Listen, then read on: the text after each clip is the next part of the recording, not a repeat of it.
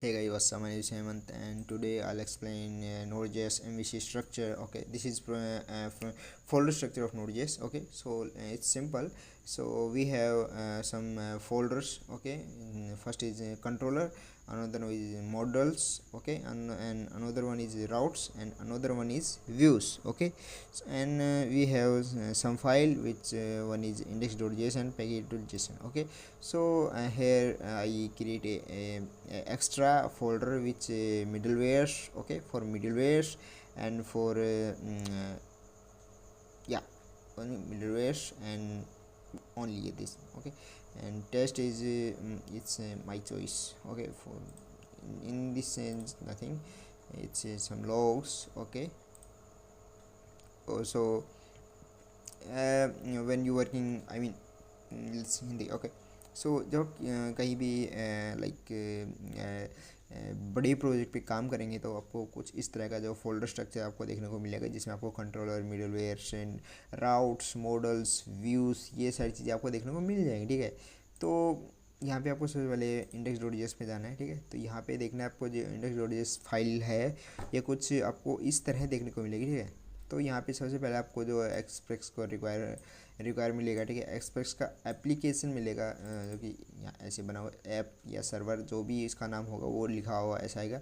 और होस्ट के तो ये चीज़ भी मिल सकती है, नहीं मिलेगी, बिकॉज ये क्या होती है, dot E N V file को रीड करने के लिए इसको रिक्वायर किया गया है. ठीक है, तो इस चीज़ को मैं आपको दिखा देता हूँ कहाँ पे है ये डॉट, ये रहा पोर्ट. ओके, तो ये पोर्ट को एक्सेस करने के लिए है कि आप अपना रैंडम पोर्ट भी दे सकते हैं. ठीक है, इसकी जैसी मतलब डॉट ई में आपके जो वेरिएबल्स होते हैं, एनवायरनमेंट वेरिएबल्स, वो स्टोर रहते हैं. ठीक है, तो सबसे पहले इस फोल्डर स्ट्रक्चर को रीड करने के लिए मैं बता दूं, तो सबसे पहले बात करते हैं मॉडल्स की. ठीक है, तो जब भी हम प्रोजेक्ट बनाते हैं तो सबसे पहले मॉडल ही डिफाइन करते हैं. ठीक है, तो मॉडल्स में क्या होता है, हमारा जो मोंगोडीबी जो डेटाबेस होता है वो कनेक्ट होता है. ठीक है, मॉडल्स से ही. ठीक है, तो मॉडल्स में हम बहुत सारे मॉडल्स हो सकते हैं. ठीक है, तो मैंने यहाँ पे एक मॉडल बनाया है जो कि यूज़र नाम का. ठीक है, तो इसमें आप जो मोंगोज को रिक्वायर करते हैं. ठीक है, मोंगोज रिक्वायर करने के बाद उसका स्कीमा बनाते हैं. ठीक है,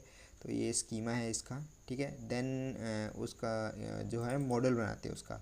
ठीक है, तो ये मॉडल है और इसको हम एक्सपोर्ट करते हैं. ठीक है, एक्सपोर्ट करने के बाद क्या करते हैं, ये जो है हमारा जो मॉडल है वो रेडी हो जाता है. ठीक है, देन हम बनाते हैं राउट्स. ठीक है, तो हम राउट्स में चलते हैं. तो राउट्स भी यूजर डॉट राउट्स नाम से मैंने बना रखा है इधर.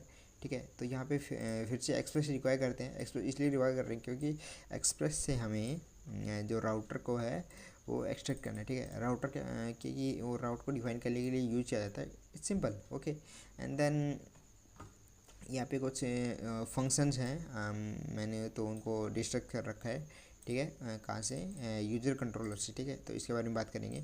ठीक है, तो यहाँ पे ये कुछ ये राउट्स हैं.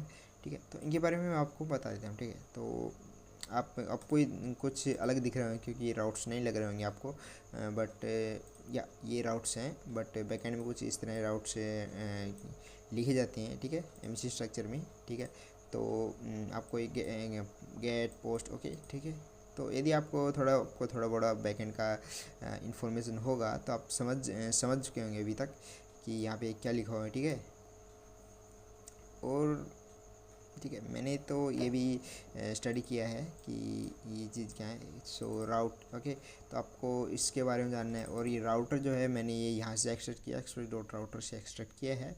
और राउट क्या होता है, राउट जो कि राउट डिफाइन करता है कि आपको कौन से राउट पे आप जाएंगे. ठीक है, ऐसा कुछ है कि आप यदि राउट के स्लैश गेट करेंगे तो ये गेट यूजर्स पे जाएगा. ठीक है, तो ये सब फंक्शंस हैं जो कि आपके कंट्रोलर में डिफाइन होते हैं. ठीक है, तो यहाँ पे जो मेरे सारे फंक्शंस हैं ये यहाँ पे डिफाइन है.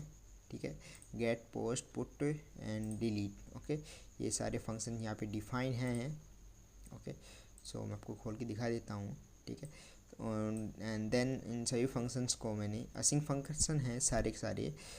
ठीक है, एंड और इनको मैंने एक्सपोर्ट किया. ठीक है, एक्सपोर्ट करने के बाद मैंने इनको इधर राउट्स में ये इंपोर्ट कर रखा है.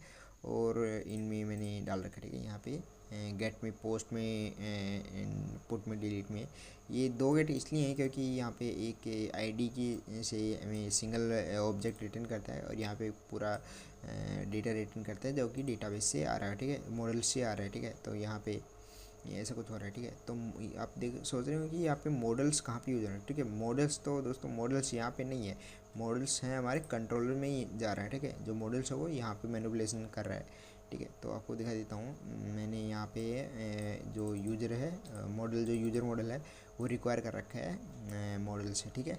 तो या ठीक है, सो सिंपल। और अभी बात करते हैं मिडलवेयर, ठीक है। तो यहाँ पे ये मिडलवेयर है। सो मिडलवेयर में मेरे पास एक फंक्शन है, सॉरी मैं मिडलवेयर नहीं खोला अभी तक। ओके, सो ये मिडलवेयर है, मैंने आपको इसको एक्सपोर्ट कर रखा है, ये लॉग इन्फो जो मेरा फंक्शन है, ठीक है। तो यहाँ पे एक फंक्शन दिया हुआ है, तो इस फंक्शन में मैंने क्या कर रखा है कि एक पैरामीटर ले रहा हूँ, मैं फाइल का नाम ले रहा हूँ, ठीक है। तो मेरा फाइल का नेम कुछ भी हो सकता है, फाइल डॉट txt ऐसा कुछ भी हो सकता है।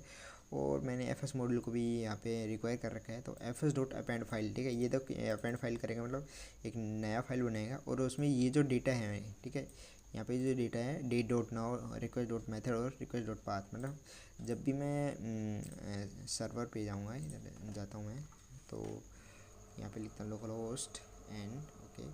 सो मैंने ये बदल दिया है 8383, ओके, एंड एंटर करूँगा। सो समथिंग, ओके, मुझे लग रहा है सर्वर नहीं चल रहा है मेरा, हाँ ठीक है, ओके। npm स्टार्ट, ये नोड इंडेक्स ऐसे कुछ लिख सकते हैं तो चल जाएगा, ठीक है, सिंपल। ओके, तो यहाँ पे देखिए जो मेरा डेटा है पूरा यहाँ पे आ गया है। और ये जो लॉग्स हैं वो यहाँ पे कुछ भी जो मैं मेथड जो भी करता हूँ या फिर यहाँ से मैं सेलेक्ट करके इस पर कोई भी ऑपरेशंस करता हूँ, पुट पैच डिलीट, ये भी तो उसका क्या है लॉग बन जाता है, कहाँ पे log डॉट txt में, ठीक है। यहाँ पे क्या है लॉग बन जाता है, ठीक है। So simple, okay. सो अभी बात करते हैं व्यूज़ का। व्यूज़ में क्या होता है, व्यूज़ में आपकी HTML फाइल्स होती हैं जो कि सर्वर साइड रेंडरिंग के लिए यूज होती हैं। तो इसमें एक EJS नाम की लाइब्रेरी है जो कि बहुत यूज होती है फॉर सर्वर साइड रेंडरिंग के लिए, ठीक है। सो या इस चीज़ को थोड़ा और डीपली समझने के लिए मैं एक नए वीडियो लेके आऊँगा, उसमें आपको सब कुछ एकदम क्लियरली समझ में आ जाएगा कि मैं क्या बताने का प्रयास कर रहा था, ठीक है। सो या बाय गाइस।